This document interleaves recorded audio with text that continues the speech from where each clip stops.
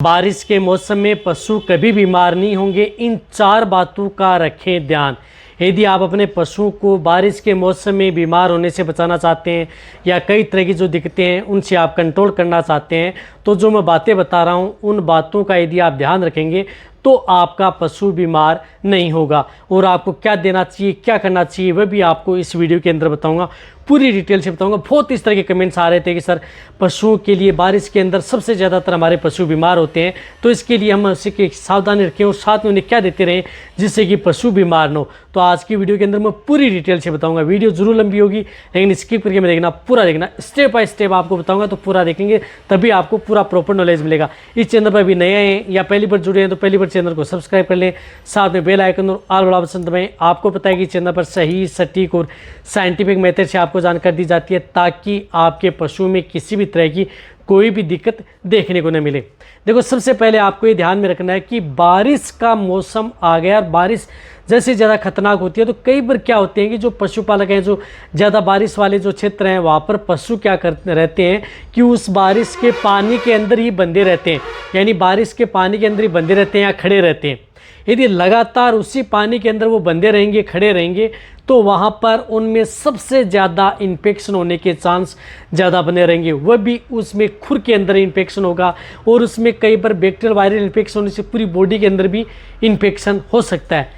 तो जहाँ तक हो सकता है आप उन पशुओं को उस बारिश के पानी से या जहाँ पर गीला कचरा यदि आप पड़ा है पानी, वहाँ से आप उन पशुओं को निकालें और कहीं सूखा है या कहीं पर जहाँ पर है वहाँ पर आप उन पशुओं को रखें। यदि आप अपने पशु को कई तरह की बीमारियों से बचाना है तो यानी एक ही जगह बारिश के पानी में न रखें, दूसरी जगह आप उस पशु को शिफ्ट करें, अन्यथा पशु में बैक्टीरियल डिजीज़, वायरल डिजीज़ और फंगल इन्फेक्शन सबसे ज़्यादातर दिक्कत देखने को मिलते हैं, जिससे कि आपको पता है कि पशु में सबसे ज़्यादा नुकसान होता है। और कई बार इस तरह की दिक्कत हो जाती है कि पशु की कई बार वायरल इन्फेक्टेड होने की वजह से कई बार पशु की डेथ भी हो जाती है।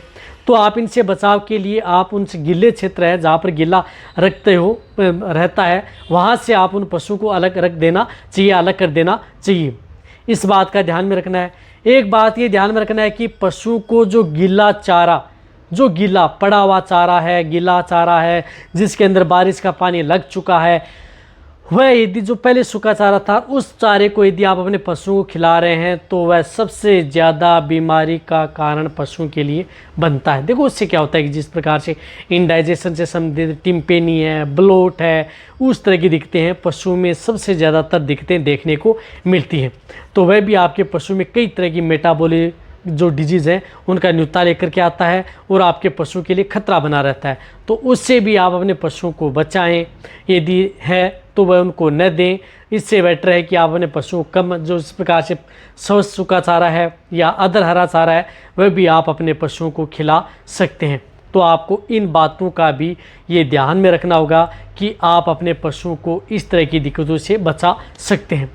एक दिक्कत ये है कि आप उन पशुओं को बारिश के मौसम में सबसे ज़्यादा एक्सटर्नल वर्म्स जिस प्रकार से जू है, चिचड़ है, किलनी है, इस तरह की दिक्कतें हैं वह आपके पशुओं के शरीर पर देखने को मिलती हैं, क्योंकि बारिश के बहाव की वजह से या इन एक्सटर्नल पैरासाइट की वजह से। तो उसके बचाव के लिए आप कुछ इस तरह के जो लिक्विड आते हैं उनका आप स्प्रे ज़रूर करते रहें पशुओं के शरीर पर, जो टिक माइट्स हैं, या आप इस तरह के इंजेक्शन भी पशुओं को लगा सकते हैं जिस प्रकार से आयुर्मेक्टिन इंजेक्शन है जो इंटरनल पैरासाइट है उसको भी किल करता है और एक्सटर्नल पैरासाइट है उनको भी किल करता है। तो उस तरह के इंजेक्शन भी पशुओं को लगा करके पशुओं को इस तरह की बीमारियों से होने से बचा सकते हैं। या यदि पशुओं के शरीर पर जू, चिचड़, किलनी है तो बहुत इस तरह के जो आते हैं लिक्विड उनका आप स्प्रे करें या उनको पानी में घोल करके आप उन पर इस तरह से पोछा लगा रहे हैं, उस तरह से आप उसके शरीर पर लगा सकते हैं और फिर आप 15 से 20 मिनट बाद में उस पशु को नहला सकते हैं तो कि एक्सटर्नल पैरासाइट हैं वो किल हो जाएं। उसकी वजह से भी पशुओं में सबसे ज़्यादातर दिक्कतें हैं वह पशु में देखने को मिलती हैं और पशुओं को नुकसान उठाना पड़ता है। इसी के साथ साथ जिस प्रकार से देखा होगा कि बारिश के मौसम के अंदर सबसे ज़्यादा मक्खी हैं, मच्छर हैं, वह सबसे ज़्यादातर पशुओं को बहुत ज़्यादा तंग करती हैं और उसकी वजह से कई प्रोटोजोआ जनित रोग देखने को मिलते हैं कई मक्खियों की वजह से। और वो प्रोटोजोआ जनित रोग हैं उसकी वजह से पशुओं का टेम्परेचर है बहुत ज़्यादा हाई हो जाता है और टेम्परेचर हाई होने की वजह से कई बार पशुओं में पता है कि आपको दिक्कतें पैदा कर सकते हैं। तो उनको दूर करने के लिए आप उस प्रकार से कई धुआं कर सकते हैं। जिस प्रकार से नीम की पत्तियां हैं उनको जला करके आप उनकी धुआं करें, जिससे क्या है कि वहाँ पर जिस प्रकार से मक्खी हैं, मच्छर हैं, वह उन पशुओं के पास भी ना आए। तो उनसे आप नीम है उसमें थोड़ी अजवाइन भी डाल सकते हैं। यदि धुआं कर रहे हैं तो उससे क्या होता है कि पशुओं के आसपास भी जो मक्खी मच्छर हैं वह पास नहीं आएंगे। तो वह भी आपको ज़रूर करना चाहिए, बहुत है यदि आपको अच्छा रिजल्ट लेना है तो। इसी के साथ साथ आप अपने पशुओं की जिस प्रकार से डिवर्मिंग जरूर करवा लेनी चाहिए, क्योंकि कई बार पेट के अंदर इस तरह के वर्म्स होते हैं, उसकी वजह से भी दिक्कत होती है। तो पेट के कीड़े मारने की दवा है वह बारिश के मौसम में पशुओं के जरूर करवा लेनी चाहिए, जिससे क्या होता है कि उससे पशु की एक तो इंटरनल पैरासाइट खत्म हो जाएंगे, साथ में पशु की इम्यूनिटी बढ़ेगी। पशु बीमार भी होंगे तो जल्दी रिकवरी लेगा, अन्यथा इंटरनल पैरासाइट की वजह से पशु बीमार होता है तो पशु जल्दी रिकवरी नहीं ले पाता है। तो इसके बचाव के लिए आपको वह भी आप अपने पशुओं में करवाना है, यदि आप अपने पशुओं को सेफ रखना है तो।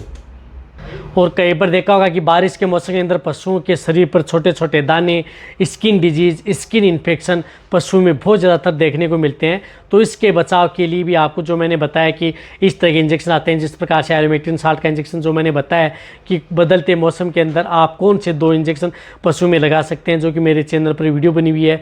उन दोनों इंजेक्शनों का यदि आप अपने पशु में उपयोग कर लेते हैं तो लगभग आप इस तरह की बीमारियों से भी आप अपने पशुओं को बचाया जा सकता है। तो कहने का मतलब कि एक तो आप अपने पशुओं को अच्छी जगह, साफ़ सुथरी जगह जहाँ तक हो सकता है नहीं है तो आप उसे पानी से दूर रखें जितना हो सकता है। और साथ में आप उन पशुओं को जिस प्रकार से लाल दवा है उसका उपयोग करें। पशुओं के सिर पे यदि आप जिस प्रकार से बहुत ज़्यादा पानी पड़ रहा है जहाँ पर आप रख रहे हैं, लेकिन यदि आप दूसरे स्थान पर लेकर के आप उनके खुर हैं वहाँ पर आप पोटेशियम परमंगनेट डाल सकते हैं। या जहाँ पर यदि पशु बंधे रहते हैं, पानी या कोई ऑप्शन ही नहीं है आपके पास कि जहाँ पर रखते हैं वहाँ पर पानी भरा ही रहता है, तो वहाँ पर आप पोटेशियम परमंगनेट जो लाल दवा आती है उसकी आप जो एक 20 ग्राम की एक पुड़िया आती है वह पूरी की पूरी उस पानी के डाब के अंदर आप डाल सकते हैं, ताकि पशु का जो उसमें बैठेगा, पशु के खुर भी उसके अंदर रहेंगे या पूरा बॉडी भी उसके अंदर डूबेगी, तो कोई नुकसान आपके पशु में देखने को नहीं मिलेगा, ताकि उसके अंदर किसी भी तरह जो बैक्टीरियल है, अदर दिक्कत है,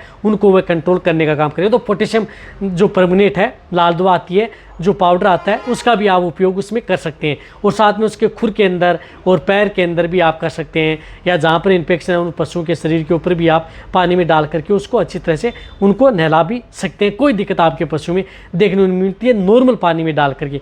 वैसे नीम की पत्तियाँ हैं उनसे भी आप अपने पशुओं को नहला सकते हैं ताकि फंगल इन्फेक्शन होने से बचे। तो ये छोटी छोटी बातें यदि आप ध्यान में रखेंगे तो आप अपने पशु को कई तरह की बीमारियों से बचा सकते हैं। जो मैंने इंजेक्शन बताए उनके बारे में, साथ में डिवर्मिंग और शुक्र खाना चारा, और साथ में जो मैंने पोटेशियम परमंगनेट बताए, इन 4 बातों का यदि आप ध्यान में रख लें आप अपने पशु को आसानी से बीमार होने से बचा सकते हैं। तो ये वीडियो जितना हो सकता है पशुपालक वेटरनरी के साथ शेयर करें। इसी तरह की नॉलेज वीडियो आपको चैनल पर ऐसे मिलती रहेंगी, इसी तरह से वीडियो देखते रहें। थैंक्स, धन्यवाद।